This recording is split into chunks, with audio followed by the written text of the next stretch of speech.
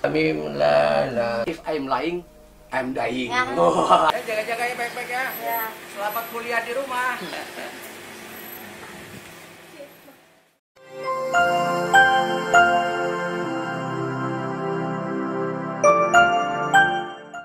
Assalamualaikum warahmatullahi wabarakatuh. Saya Dewi Rahmayati, kebetulan jadi Wakil Ketua IBJ, Ibu Bela Jakarta, terus sebagai ibu rumah tangga juga, dan sebagai wanita pekerja juga. Kegiatan hari-hari sebetulnya sama dengan ibu-ibu yang lain. Bangun tidur biasanya habis sholat subuh tuh biasalah kalau ibu-ibu habis itu kemana lagi kalau nggak ke dapur. Jadi ya larinya ke dapur lah gitu, dapur dulu ngurusin buat sarapan keluarga gitu. Kebetulan punya 2 anak yang lucu-lucu, yang lagi Sundanya mah bilangnya lagi memejehna gitu kan. Nah, yang satu apa tuh artinya tuh? memejehna tuh lagi waktunya lah gitu, maksudnya lagi ininya lagi lucu-lucunya gitu. Jadi kalau bangun tidur pasti cari makanan gitu. Jadi lari ke dapur, beres-beres di dapur, siapin buat sarapan. Habis itu kebetulan kan kita baru aja nih aktif lagi di ada restoran baru buka nih bareng-bareng sama yang lainnya nih. Jadi siapin kebetulan dari saya ini ada menu nasi bakar. Jadi sebelum berangkat ke kegiatan ke kerja itu saya nyiapin dulu tuh bikin nasi bakar buat stok di dapur leha. Itu pagi hari juga ya? Semuanya dilaksanakan pagi hari, makanya pagi hari itu luar biasa buat saya. Waktu tuh sedikit tuh nggak boleh ditinggalin waktu. Begitu selesai bikin stok buat nasi bakar dulu, habis itu sarapan anak-anak udah selesai, bikin stok nasi bakar udah selesai, barulah saya mikirin mau berangkat ke kantor. Oh, jam berapa biasanya Bu Dewi? Itu harus diselesaikan semuanya sekitar jam 8 pagi. Jam 8 pagi Jam itu 8 berarti pagi. mulai meninggalkan rumah? Nah, mulai meninggalkan rumah menuju ke pekerjaan yang lain adalah jam 8 pagi. Gitu, karena juga harus nyampe di tempat di kantor itu setidaknya paling lambat tuh 9.30. 9.30. Dari sini ke kantor tuh lumayan lah gitu. Di mana kantornya? Kebetulan kantornya tuh lumayan lah, dari sini sekitar 25 kilo di daerah Pancoran, di Pasar Minggu. Itu udah sampai kantor ya udah ninggalin pesan-pesan buat anak-anak semuanya. Nanti suami Gus Rif siap-siap juga berangkat ke DLJ, saya udah siapin yang buat dibawa ke DLJ semuanya. Saya berangkat ke kantor, ya udah dada dulu di rumah sementara, pikiran saya alihkan dulu ke urusan kerjaan. Oke, Bu Dewi kerja di mana sih? Kerja saya tuh di sebuah perusahaan label lokal di Musika Studio tepatnya. Ya lumayan lah, saya di sana tuh bekerja. Habis mau dibilang karir ya malu sih mau dibilang karir, bukan karir amat soalnya. Saya bekerja di sana tuh udah lumayan cukup lama.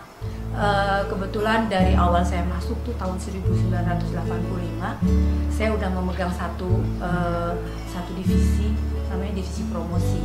Gitu. Berarti sudah 35 tahun ya? Kurang lebihnya lah. Luar biasa. Lumayan. Karena itu kali ya, seneng kali ya, jadinya males pindah ke lain kantor gitu, males. Ya udahlah, kita nikmatin semua pekerjaan. Kalau dinikmatin, niatnya ibadah, ya sampai 35 tahun nih. Sekarang apa yang dikerjakan di kantor sekarang Bu Dewi? Di kantor kebetulan sih sama, dari saya masuk di kantor itu adalah saya mengerjakan urusan-urusan untuk promosi. Jadi kalau satu single udah siap untuk kita rilis itu, jadi kita siapin promosinya gitu. Promosinya kan dari promosi kira-kira 5 tahun ke belakang, 5 tahun yang lalu sama sekarang ini beda banget kan gitu. Yang lalu mah kita masih pakai media, kita kan masih konvensional ya, jadi promosinya masih promosi lewat radio, lewat media cetak, lewat TV gitu-gitu. Terus ada juga kita pergi ke tempat-tempat kerumun banyak orang untuk memperkenalkan produk kita yang baru gitu. Nah kalau sekarang itu promosinya udah berubah semuanya dengan era digital sekarang. Waduh, saya harus menyesuaikan lagi tuh. Beda banget kan zaman waktu itu sama zaman sekarang. Wah, beda banget. Jadinya saya sekarang belajar lagi, belajar dari anak-anak yang zaman sekarang untuk bagaimana caranya kita nih yang ibu-ibu yang model lama bisa beradaptasi dengan anak-anak zaman sekarang gitu. Berarti kalau di kantor ini banyak berhubungan dengan artis. Artis apa aja sih yang pernah di-handle sama Bu Dewi ini? Ya pastinya sih kalau promosi kan memang deket banget ya sama artis gitu. Kebetulan Musika tuh cukup banyak artisnya. Jadi kan sekarang Musika tuh udah jadi industri musik gitu. Lumayan lah artisnya, sekitar ada 10-an gitu. Kalau saya sebutin satu-satu ya lumayan banyak sih. Antara lain kalau yang sekarang mungkin mudah-mudahan anak-anak kenal ya sekarang itu ada yang baru-baru tuh kita ada artis barunya, ada Reno Putirai, ada anak muda zaman sekarang, ada cewek cantik, ada Maizura, ada Shakira, itu yang produk paling terbaru kita gitu. Terus kalau yang kira-kira udah yang seniornya tuh ada Noah, ada The Massive, ada Geisha, ada Niji, ada Cheryl, ada beberapa lagi lah. Itu yang mungkin yang sudah dikenal lah. Apa yang menarik kerja di Musika nih? Pengalaman apa sih yang paling membanggakan atau pengalaman yang tidak pernah terlupakan? Kalau pengalaman kita bekerja sama dengan artis tuh pengalamannya banyak banget. Pengalaman sedih dan seneng tuh banyak. Tapi karena di sini tujuan kita kerja adalah ibadah, jadi saya nganggapnya walaupun kayaknya itu sebetulnya adalah kita kurang gitu maksudnya kita ini kan udah kita anggap kita semuanya kita jadiin senang aja kerjaannya gitu. Banyak sih saya yang paling sebetulnya saya agak kalau promo gitu giliran keluar kota sebetulnya pas sudah berkeluarga tuh kalau keluar kota agak-agak ninggalin keluarga itu aja sih. Selebihnya saya bangga banget sih bekerja sama dengan para artis itu. Saya seneng banget karena mereka tuh punya sisi ya kita tahu lah kalau mereka udah di atas panggung seperti apa, terus giliran mereka udah ngobrol sama kita tuh seperti kayak gimana gitu. Jadi oh kayak gini ya gitu ya pengalamannya itu sih yang buat saya sangat menyenangkan. Jam berapa biasanya Bu Dewi pulang kantor? Sebetulnya sih kita jam kerjanya sama yang mungkin sama kantor-kantor lain. Cuma di Musika tuh memang agak sedikit beda karena kita kan dibilangnya tuh kantornya entertainment. Nah kalau entertainment itu kan biasanya mengenai waktu, mengenai jam kerja itu kadang-kadang fleksibel. Jadi kalau misalkan ada kegiatan pagi, kadang-kadang saya harus ninggalin rumah pagi juga. Misalkan jam 6 udah harus di lokasi, ya berarti kita udah jam 6 tuh udah mesti ada di lokasi dari rumah, biasanya lebih pagi lagi.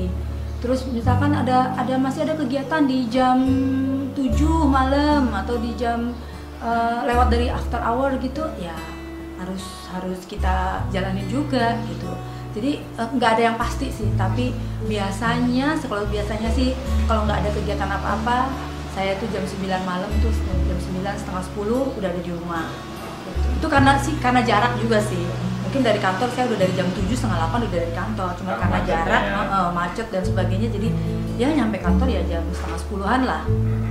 Terus sebagai pengamat TGN nih, dengan kerja di dunia entertainment, dunia musik, banyak bergaul dengan artis, apa sih peran, bisa dibilang apa sih, bagaimana dalam diri Bu Dewi ini menyesuaikan di dunia yang memang di sana tentunya dunia yang penuh dengan tantangan juga, dunia penuh dengan cobaan. Nah, bagaimana pengaruh ke TGN itu dalam keseharian kerja itu, Bu Dewi? Nah, sebetulnya, ini maksudnya luar biasa sih sebetulnya ya.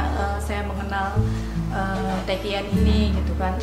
Ini adalah yang sebetulnya kalau di saya itu yang mengerem gitu. salah satunya adalah mengerem semua apa ya, kayak misalkan kita mau berbuat sesuatu kita ingat lagi, mau berbuat sesuatu kita ingat lagi. Jadi itu sebetulnya sih rem buat apa ya, buat segala tindakan saya, buat segala apa yang saya mau ucapkan, ini menyakitin orang atau enggak, terus tindakan saya ini udah bener atau enggak gitu. Itu banyak sih di situ mempengaruhi banget. Jadinya setiap kali mau gimana kita pasti ya antara lain Robito dulu gitu, misalkan ini ini bisa kita paling tidak dampaknya tidak terlalu agak diminimalis lah untuk negatifnya gitu. Misalkan ini lebih banyak positifnya, lebih banyak ke situ sih. Jadi saya mengenal TKN tuh alhamdulillah banget gitu. Jadi banyak banget belajar dari situ, banyak pegangan-pegangan yang saya bawa selalu saya bawa dalam setiap langkah saya bekerja di dunia pekerjaan saya. Jadi dengan amal TKN ini memperbuat self control kita. Betul banget. Kalau nyampe rumah tadi jam 9, jam setengah 10, apa sih biasanya ketika sampai rumah jam 9, jam setengah 10, kira-kira apa biasanya yang dilakukan Bu Dewi itu? Ya. Kalau sampai rumah? Sampai rumah tuh biasanya jam 9, setengah 10, terus kebetulan kan anak-anak lagi pada belajar dari rumah ya, jadi agak tenang sih, maksudnya telepon anak-anak kan nggak kemana-mana, ada di rumah. Terus pas pulang ngelihat anak-anak ada di rumah, jadi lebih tenang, lebih nyaman gitu pas sampai rumah. Terus lihat anak-anak lagi pada ngapain. Biasanya sih sebelum telepon anak-anak udah nanya, Bunda udah sampai mana gitu. Terus ya udah sampai sini gitu, ya udah nyampe, ngeliat anak-anak udah pada nyambut. Nah itu paling seneng banget tuh. Capeknya hilang seharian, otak yang tadinya di jalan macet sebagainya langsung biar aja ngeliat anak-anak nyambut. Dari itu gue dibawain tasnya, aduh seneng banget. Nyampe sini sebetulnya udah capek, paling tinggal apa ya yang biasanya anak-anak juga udah tahu, mereka udah punya tanggung jawab masing-masing. Jadi sampai rumah saya tinggal ya paling makan, istirahat, bersih-bersih. Terus karena dari kantor itu habis sholat maghrib belum isya, jadi sampai rumah isya dulu. Terus sempet lah ngobrol sama anak-anak, ngapain aja hari ini, nanya-nanya. Habis itu nggak lama nanti Gus Rif dateng, ngobrol sambil makan, biasanya gitu, cerita mereka habis ngapain aja hari ini, gimana. Setelah itu ya udah masuk ke kamarnya masing-masing, kegiatan di dalam kamar masing-masing gitu sih. Terus di sela-sela kesibukan ibu rumah tangga, karir di musika gitu kan, terus juga wirausaha dengan double leha, ini IBJ itu gimana bagi waktu dengan IBJ itu? Di IBJ itu kesibukannya bagaimana? Biasanya apakah setiap hari juga atau setiap pekan atau ada momen tertentu saja? Alhamdulillah saya udah hampir 1,5 tahun ya diajak bergabung sama Ibu Ketua di IBJ ini. Kebetulan awal-awal sih memang kegiatan kita cukup padat di IBJ. Cuman memang kita karena anggotanya kebanyakan juga selain ibu rumah tangga ada juga wanita-wanita, ibu-ibu yang kerja. Jadi memang alhamdulillah disesuaikan gitu kegiatan-kegiatan kita. Jadi misalkan kalau mau ada kegiatan IBJ gitu, misalnya kita berkegiatan sosial, paling sering kan kita berkegiatan sosial itu pasti adanya kalau nggak di weekend biasanya. Jumat, Sabtu, Minggu gitu.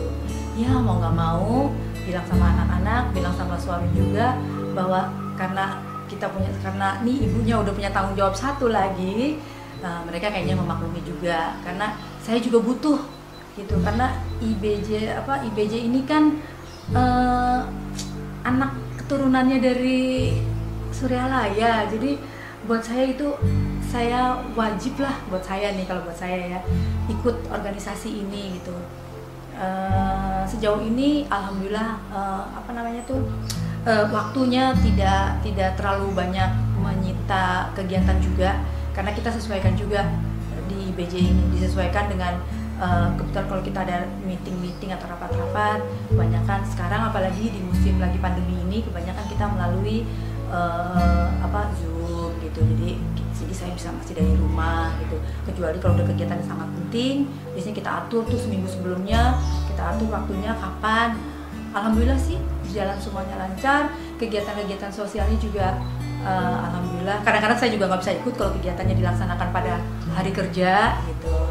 Dan ibu-ibunya juga udah, ibu BJ-nya juga udah maklum karena memang kita juga banyak yang kerja gitu. Jadi siapa yang bisa sebetulnya yang kita jalankan untuk kegiatan-kegiatan yang di luar jam kerja itu alhamdulillahnya dari IBJ juga banyak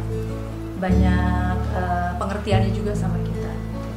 Saat weekend atau saat ada libur, apa sih yang biasa dilakukan Bu Dewi dengan keluarganya, dengan suami, dengan anak-anak? Acara apa yang bisa dilakukan, atau mungkin pergi kemana, atau apa sih yang dilakukan bareng-bareng gitu?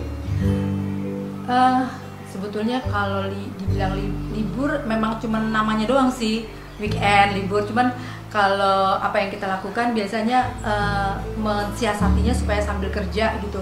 Misalkan saya libur ada kerja nih gitu, ya udah tuh semuanya saya bawa serenceng ke tempat kerjaan saya. Kebetulan kalau di weekend itu kan kerjaannya tuh kita mengisi acara di satu tempat, misalkan atau di mall atau taman hiburan gitu. Jadi semuanya bisa saya bawa. Jadi liburan itu sambil kerja. Cuman kalau liburan yang benar-benar pure, ya paling kalau anak-anak diajak, anak-anak kan suka kadang-kadang juga males karena dia juga udah mulai sibuk sendiri-sendiri. Kadang-kadang ya udah paling makan aja juga mereka udah seneng gitu. Atau ketemu dengan silaturahmi dengan saudara-saudaranya mereka di Bandung. Paling berangkat Sabtu udah benar-benar nggak ada kegiatan apa-apa. Berangkat hari Sabtu, pulang hari Minggu. Udah senang juga mereka gitu. Diajak makan udah seneng. Diajak, yuk ibu bunda mau kerja nih, ikut nggak, mau nggak, kerjanya di mana, di sini, ayo sambil liburan gitu. Disiasatinya kayak gitu aja gitu. Paling di rumah, paling kalau misalkan nggak kemana-mana males, ya udah kita liburannya beberes aja ya di rumah gitu, paling gitu. Ya, tadi Bu Dewi punya 2 anak gitu, 1 putra 1 putri. Anak pertama nama bisa dijelaskan nggak namanya, terus aktivitas sekarang gitu? Iya, saya punya anak yang lucu-lucu 2. Istilahnya lagi ininya sih, lagi seru-serunya mereka, karena seru-serunya semuanya nih, seru-seru dalam, karena dua-duanya mahasiswa, yang satu baru masuk, yang satu udah semester 5 apa ya kalau nggak salah. Jadi yang satu sibuk-sibuknya baru masuk, terus udah gitu kan pandemi, terus jadi dia mungkin belum pernah ketemu sama temen-temennya, belum pernah ketemu sama guru-gurunya secara tatap muka, baru dari sekarang kan baru lewat Zoom, lewat kebanyakan sih lewat Zoom ya itu. Nah, yang pertama namanya Aurani Lutfia, dia sekarang kuliah di IRC deket sini, Cempaka Putih. Terus sepertinya sekarang udah semester 5 gitu, lagi mulai nyiapin skripsi. Terus kemarin udah magang 1 bulan, walaupun pandemi, alhamdulillah ada sebuah kantor yang masih bisa dan mau gitu untuk dia, panggilannya dia hari-hari dia magang. Jadi udah magang kemarin, sekarang kegiatannya hari-hari ya belajar dari rumah. Ada kemarin praktikum, belajar bersama dari rumah semuanya. Terus yang kedua cowok, Muhammad Lutfi Ramadan, itu sekarang lagi baru masuk semester 1 di IRC juga. Sekarang lagi sibuk-sibuknya tiap hari, tiap malam lagi katanya dia bilang tuh lagi ujian gitu. Dia lagi sibuk, kebetulan kan dia ambil jurusannya IT. Jadi lagi sibuk, setiap hari ada tugas, Lutfi, tolong ini, entar dulu lagi tugas. Tugasnya, ujian aja, sampai ujiannya tuh di weekend aja ada ujian loh. Kemarin hari Sabtu tuh ada ujian. Jadi ya udah nggak bisa kemana-mana juga. Terakhir Bu Dewi, peran suami nih dalam kehidupan Bu Dewi ya sehari-hari di rumah, di kantor, di BJ. Bagaimana sosok suami ini yang mempengaruhi kehidupan Bu Dewi? Terus terang memang semenjak saya menikah sama Agus Syarif Hidayat. Ini panggilan ngetopnya nih di TKN Gus Rif, jadi saya jadi kadang-kadang ikut manggil Gus Rif. Si ayah ini sangat banyak mempengaruhi saya dari menikah ya gitu. Dari yang tadinya mungkin saya masih gaul pada saat itu, terus dibawa diajak menikah, terus sampai sekarang itu peranannya sangat ini banget buat saya, sangat penting banget, mempengaruhi dalam banyak hal. Misalkan dia tuh kan kalau saya sih nganggapnya tuh sebagai partner kita dalam ngurus anak, rumah tangga, terus apalagi sekarang membimbing saya dalam kegiatan-kegiatan rohani itu kan banyak banget.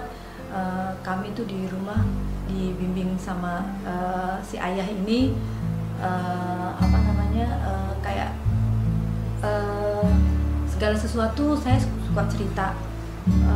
Menurut saya sih pandangan-pandangan yang kalau sebetulnya saya cerita bukan minta jalan keluar, enggak, tapi cuma curhat.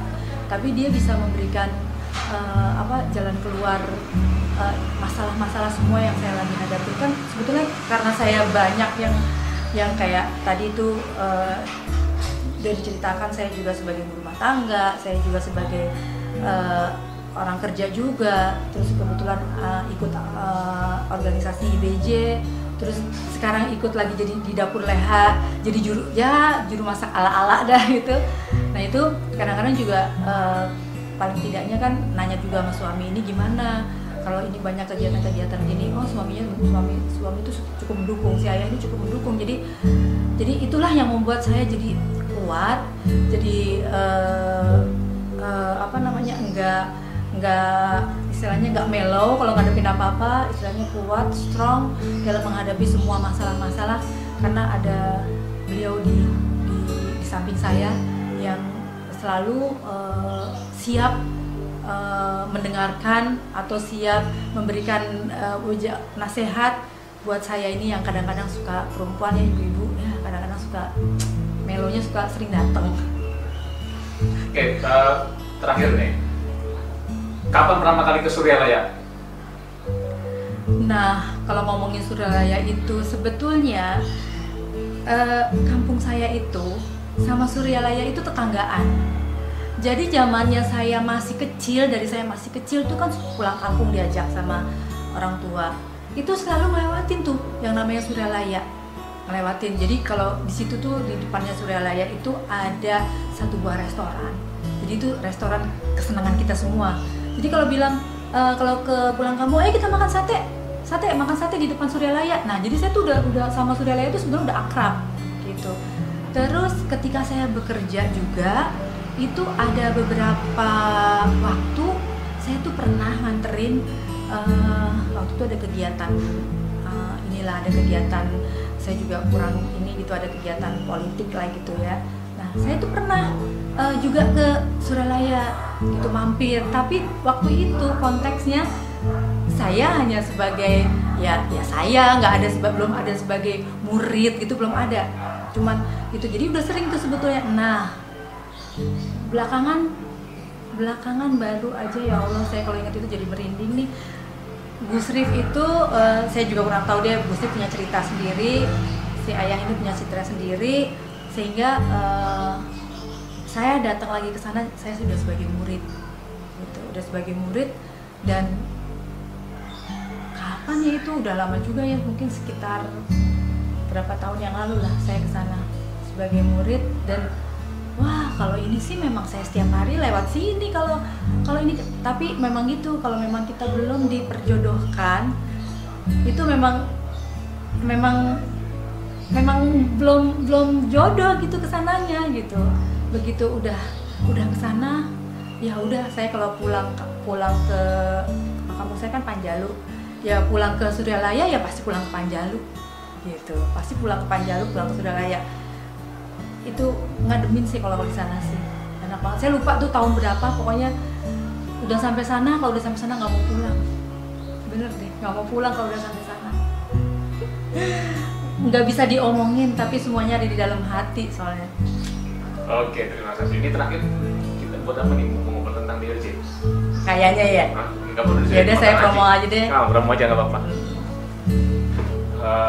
Cerita sih apa tuh menu-menu favorit DLJ, salah satunya itu kan nasi bakar. Bisa sedikit cerita tentang menu favorit ini? Di DLJ sebetulnya menu favoritnya banyak sih gitu. Ada nasi liwet, ada ayam bakar lada hitam gitu. Nah, salah satunya adalah nasi bakar gitu. Nah, nasi bakar yang ada di DLJ itu sebetulnya saya udah lama tuh, tahun 2003 itu kita sudah memperkenalkan nasi bakar. Sebetulnya nasi bakarnya itu namanya nasi buri gitu. Nah, kalau kata si ibu almarhum, ini kan sebetulnya resep dari ibu almarhum. Itu yang ibu kan dari Pandeglang ya, itu katanya ciri khas dari sana gitu. Salah satu makanan ciri khas dari sana namanya nasi buri gitu. Nah, itu ini nasi bakar ala saya sekarang setelah 2003 sampai 2010 kita ada buka warung di wilayah Perdatam. Udah gitu terus warungnya kita sempat vakum dulu karena masing-masing kita sibuk jadi vakum. Terus sekarang berapa tahun yang lalu, setahun yang lalu, nggak setahun lah, ya setahun yang lalu lah, ada lagi nih, kita buka lagi nasi bakar. Saya bangkitkan kembali, kita bangkitkan kembali adanya di Dapur Leha Jakarta. Ini nasi bakar favorit, nanti kita bikin nasi bakar yang kita coba, kita praktekin bikin nasi bakar. Adanya di Dapur Leha Jakarta di Rawamangun. Itu Dapur Leha Jakarta di Rawamangun. Nasi bakarnya maknyus katanya sih.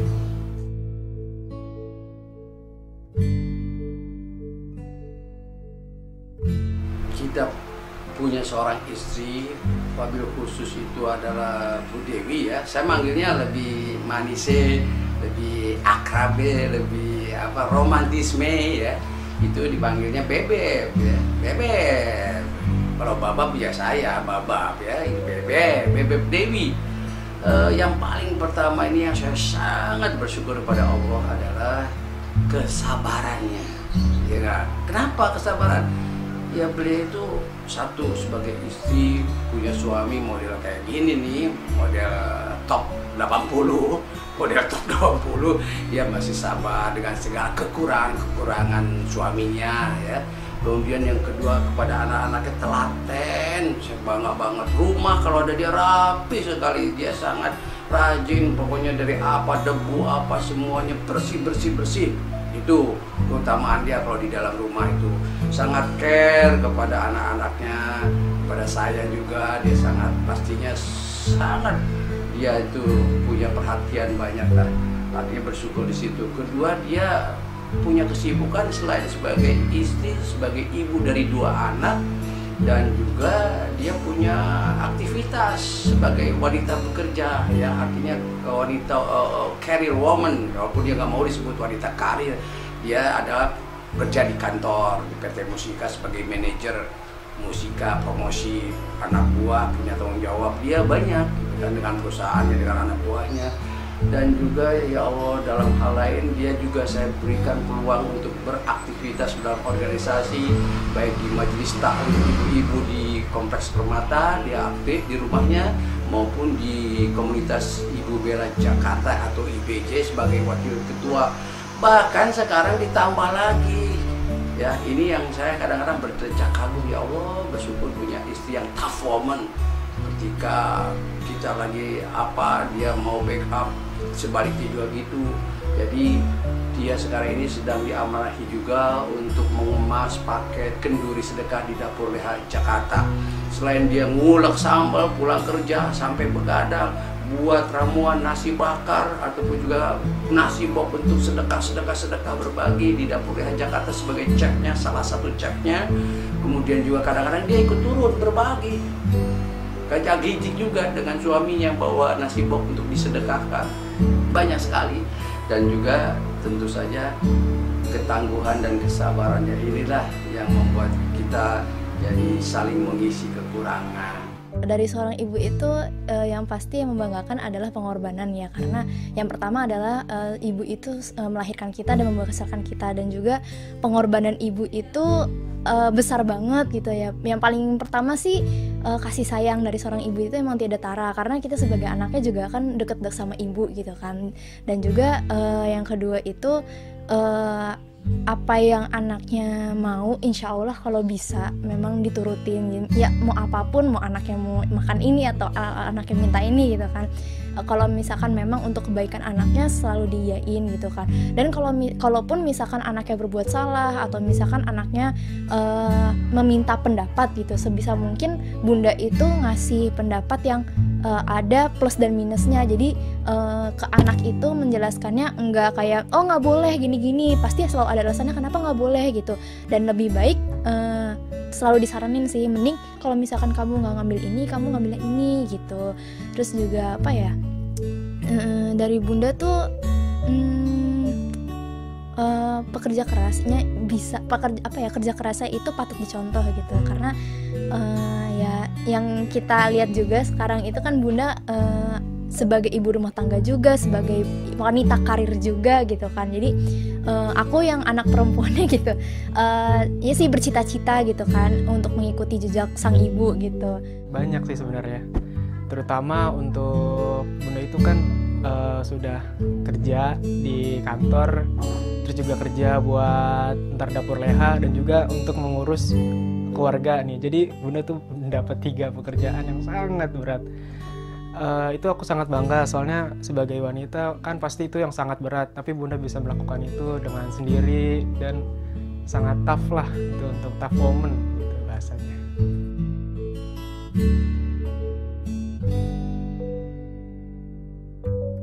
Tetap sabar, tetap istiqomah ya bebek, terus zikrullah jangan ditinggal, zikrullah lagi zikrullah, ingat Allah, apalagi dengan segala apa amanah-amanah di bulan ini bukan berat, terasa berat kalau kita selalu mengingat Allah. Apapun banyaknya, hektiknya kerjaan rumah tangga, di luar kantor, di luar organisasi, satu saja, selalu kembalikan semuanya dengan la ilaha illallah. Insya Allah Allah akan kuatkan pundak kita, punggung kita untuk menjalani semua amanah untuk bebekku tersayang. I love you bebek. Jangan pernah lupa kalau anak-anaknya itu selalu berada di belakang ibu gitu. Karena kita sebagai anak juga selalu cheer up, selalu mendukung apapun pilihan orang tua. Dan juga kita sebenarnya sayang sama bunda, sayang banget, cuman ya malu ya kadang ngomong sama orang tua tuh kan malu ya. Jadi kita ngomong ini aja ya, behind di belakang bunda Maya gitu ya. Sebenarnya kita sayang banget sama orang tua, cuman gimana ya, ego kita sebagai anak muda, aku sama adik aku itu kita susah banget ngomong buat ngomong aku sayang bunda, aku sayang ayah gitu kan.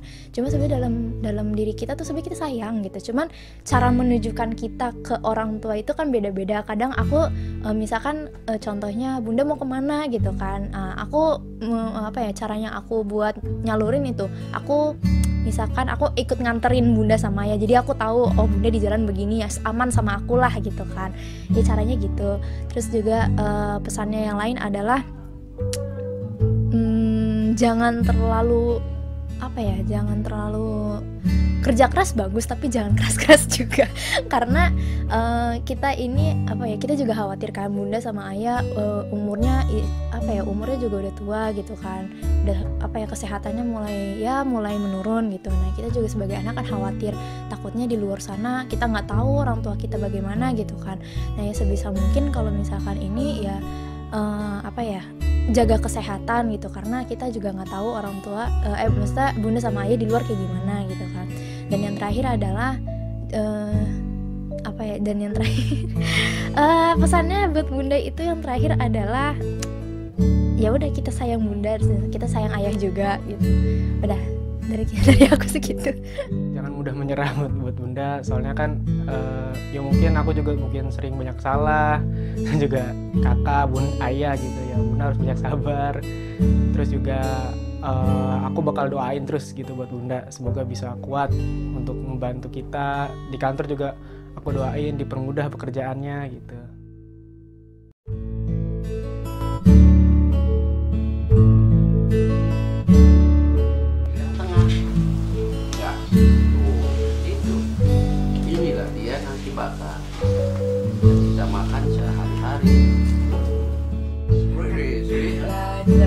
benar kalau nonton film tuh ambil ininya, manfaatnya ya. Jangan nonton hiburannya aja, tapi kalau belajar, ayah juga belajar Inggris itu, Pi. Enggak dari kuliah-kuliah Inggris atau kursus Inggris. Banyaknya belajarnya dari buku, dari majalah-majalah bahasa Inggris. Malah dari lagu tuh bisa ngomong Inggris. Yang tadi, yang ini ceritanya Kan apa ayah sih? kan dulu andalan ayah kan gitu. Pi, belajar Inggrisnya dari film You Like Me, I Like You, Come on Let's Go.